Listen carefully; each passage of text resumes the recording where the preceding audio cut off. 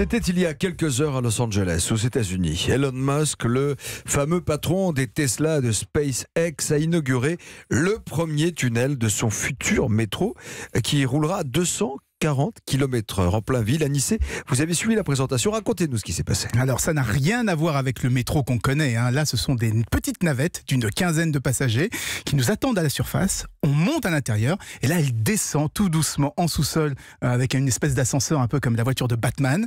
Et puis elle arrive dans un tunnel où elle va circuler à plus de jusqu'à 240 km/h. C'est un projet qui avait déjà été annoncé au mois de mars. L'objectif, c'est de désengorger les villes, d'éviter les bouchons en se déplaçant à toute vitesse en sous-sol. En plus, ça sera pas cher puisqu'on annonce des trajets commercialisés avec pour moins d'€1, $1. Il est un peu fou, Elon Musk. Ça paraît trop beau pour être vrai. Est-ce que c'est réaliste? Alors c'est toujours la question avec Elon Musk. C'est un champion de la communication, un champion du marketing.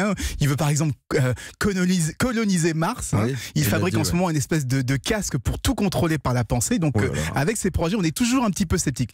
Mais en même temps, il a créé SpaceX, c'est les premières fusées qui réatterrissent toutes seules. Tesla, les premières voitures semi-autonomes. Donc il a aussi pas mal de succès quand même à son actif. Et personne ne pensait qu'il arriverait à pouvoir creuser son premier tunnel là, comme ça aussi rapidement. Et d'ailleurs, il y a quelques heures, il a présenté l'ascenseur qui permettra d'amener la plateforme et la fameuse plateforme elle-même qui peut circuler jusqu'à 200 km/h. Donc petit à petit, tout doucement, son projet commence à prendre forme. Donc ça pourrait marcher. Il reste quand même beaucoup de travail. Pour l'instant, il s'agit que d'un tout petit tronçon de 2 km. Le tunnel fait que 2 km et il servira uniquement pour des tests.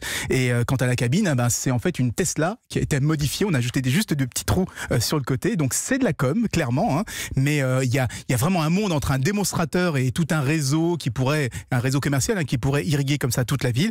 Mais avec Elon Musk, comme vous l'avez dit, on ne sait jamais. Tout est possible. Donc peut-être que ça va arriver. Un tronçon de 2 km pour 200 km/h, ça fait combien? Pour le moment, la voiture, elle ne roule qu'à 50 miles par heure, donc à 80 km/h. C'est tout. Voilà, c'est annoncé 240, mais pour le moment, elle roule qu'à 80 km/h. On sera encore vivant ou pas quand il aura finalisé le projet?